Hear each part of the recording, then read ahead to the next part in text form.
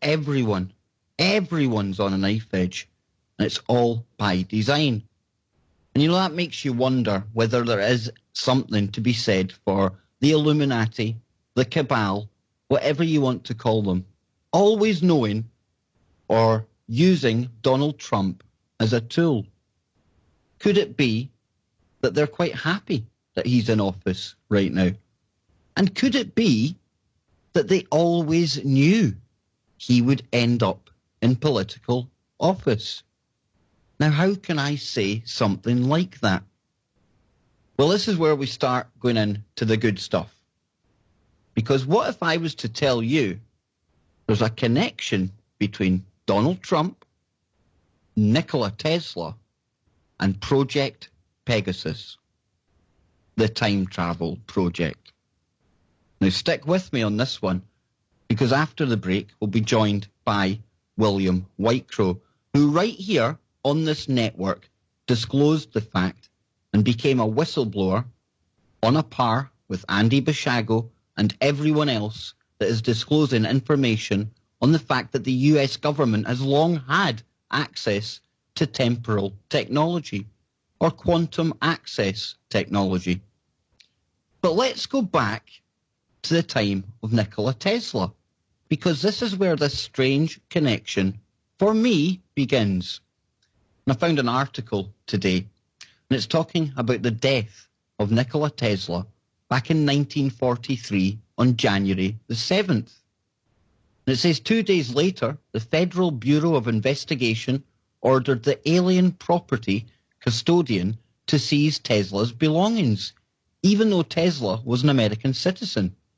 Now, Tesla's entire estate from the Hotel New Yorker and other New York City hotels was transported to the Manhattan Storage and Warehouse Company under the Office of Alien Property, OAP seal. Now, a gentleman by the name of John G. Trump, a professor at MIT and a well-known electrical engineer serving as a technical aide to the National Defense Research Committee, was called in to analyze the Tesla items that they had in custody. So let me stop right there. Who is John G. Trump, the man who was tasked to go and collect up all of Nikola Tesla's secret papers, or at least the ones that hadn't been out there?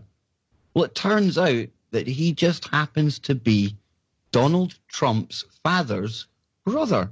Yes, that's right. It's Uncle George Trump. Wow. So we've got Uncle George Trump back in 1947 with access to some of Tesla's most secret papers, the ones that he was kind of writing and working on behind the scenes after he had moved into kind of a life of solitary confinement almost, locking himself away from the world. Now, there was rumours at the time that there was technologies written about in his papers that was things like the death ray. We've heard about that. Some people speculate that the death ray may have been responsible for the Tunguska incident way back years before that. But what John G. Trump said was that in one of the boxes that was said to hold secret information, it was just kind of useless resistors and electronic equipment that was commonly used at the time. Nothing to see here. However, Donald Trump went on to say something really, really interesting during his presidential election campaign. And he says that his uncle would tell me many years ago about the power of weapons someday, that the destructive forces of these weapons would be so massive that it's going to be a scary, scary world. Now, was the brilliant Dr. Trump telling his younger nephew at the time about things that he had seen in Nikola Tesla's hotel room? Did he have access to some of the information that we see used today? And more interestingly, and this is where it gets really, really interesting, because we had Andy Bishago on the show previously. Now, he was a child participant in something called Project Pegasus. And like I said before, Project Pegasus was technology that allowed people to both travel in time and to view certain events in the past and the future via something called the chronovisor. Well, what if I was to remind all of you out there that when Andy came onto the show, he reminded us, or he informed us, that a lot of this technology was taken from where? Well, it was taken from the writings of Nikola Tesla. So, Johnny, let's just think about this, right? We've got Donald Trump's boffin genius uncle. He has had direct contact with Nikola Tesla's papers. We've got Donald Trump sharing details about how his uncle knew that the weapons of the future would be massive and more destructive. Could it be, Johnny, that Andy Bishago, when he said to us that Tesla was responsible in some part for the technology they used, that either that faction included the Trump uncle, or there was another faction running another parallel program alongside Pegasus that used temporal access technology? Uh-huh. What do you think? Yeah, the whole program was based on Tesla's work and everything that he had done. And that's why when you had called me, I'm going, okay, now people are starting to put this together.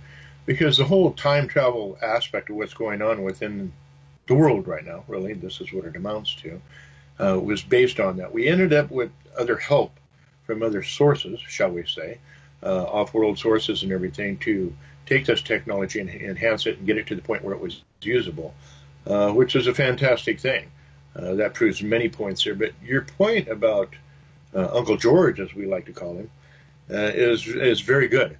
You're the first one that I've heard talk about that so far, on a radio station, and that's good that you brought that out. Because any time that somebody is gathering the paperwork of other individuals, what are they going to do? If they know it's going to go to a source, if you're in the deep, covert aspects of what's going on, and which, the government wanted all Tesla's work real fast. You don't even hear about him in the history books anymore, which is unfortunate.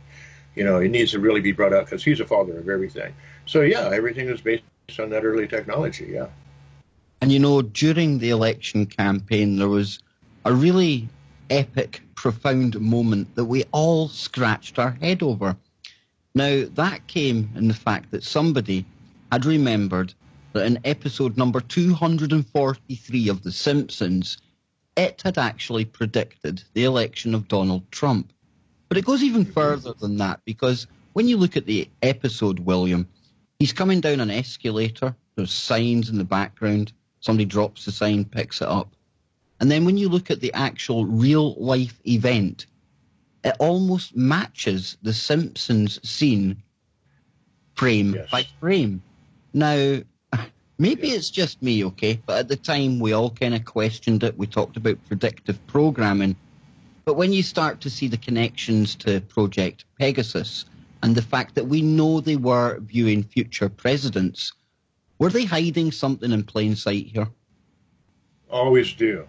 Always do. Before those who are in power make any move, they're going to put it on TV, they're going to put it on radio, they're going to put it somewhere in a movie, they're going to put it somewhere in plain sight. They always tell you what they're going to do before they do it.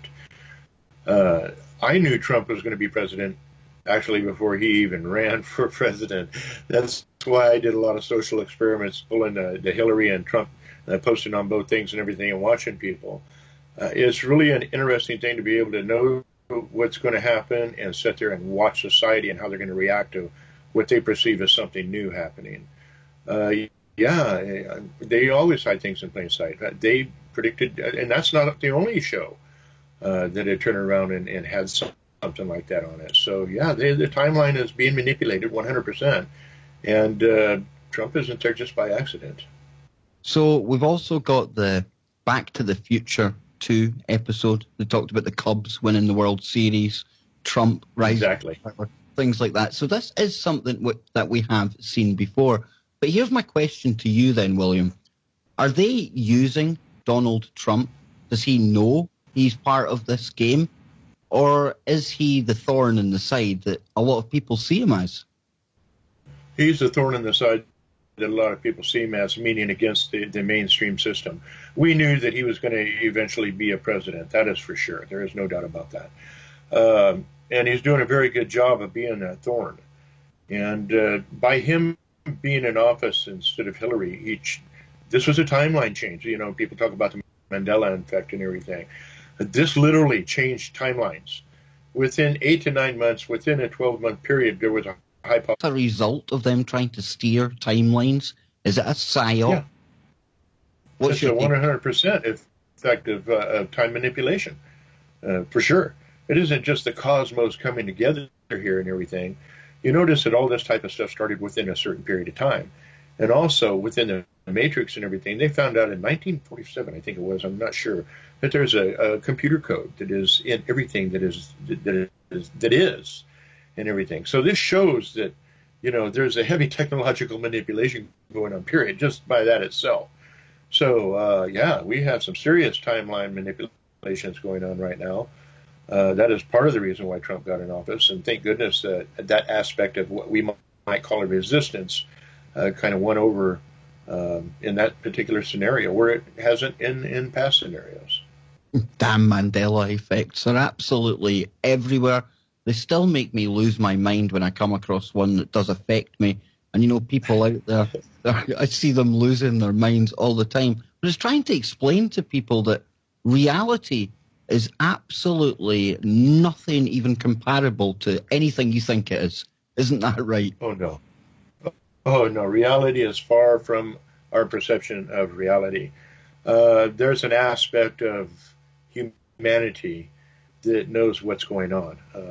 There's a world living within this world, a society living within the society that has the ability to control these things. And the very interesting thing is, if you change something in time, as we were talking earlier, you'll get a ripple. So you have to kind of watch those time ripples, you know. So I guess you could say, and I use this in a jokingly manner, but in a sense, you got, in a sense, time detectives or an adjustment bureau, in a sense. I guess that'd be a better word to use. So if something happens and they catch a ripple doing something that's not supposed to be doing in that timeline, then they try to adjust it. Yes. See, I've always wondered this because I've always kind of struggled with the fact that it's something always kind of harmless. It's like the line of a film or the name of a book. And it's almost as if this adjustment bureau, they know there's a ripple coming, and somehow, in my mind anyway, this is how I kind of put it together, William, they're able to steer that ripple to an outcome that isn't going to have the effect that, say, maybe killing somebody would have, the grandfather paradox, that kind of thing. I mean, if you direct that ripple and make it as a word in a book or changes a phrase per se, it's going to confuse people, yes, but it's not going to kill anyone. And it's not going to exactly change the fabric of space and time, is it? It's almost a harmless that way. Yeah, it's very harmless that way. It's a soft way of doing it instead of hard. You know, you have soft kill, hard kill, whatever you want to say. It's a very soft, subliminal, behind the scenes, in a sense, way to do it. And, you know, you're talking several generations here, a generation or so since these things were written. You know, so if they're doing this from a future timeline and everything, they might not have all the stuff that they needed during that time to fix that ripple 100% where you wouldn't notice it. It was explained to me at that way at one time. But the fact of the matter is, you know, if you change one thing, you are going to create ripples, and they're going to have to correct those ripples in time that they're going to affect what you're trying to do within that timeline. It's pretty much a common sense thing that we have to do. So as far as our grandfather clause, I laugh because we talked about this before the physicists came out and started talking about it. That's not necessarily in effect, because as soon as you go back to see your grandfather, you've created another timeline. So you're not in that particular timeline So anymore. it's another version of you that's going to be affected and not the physical you that went there in the first place.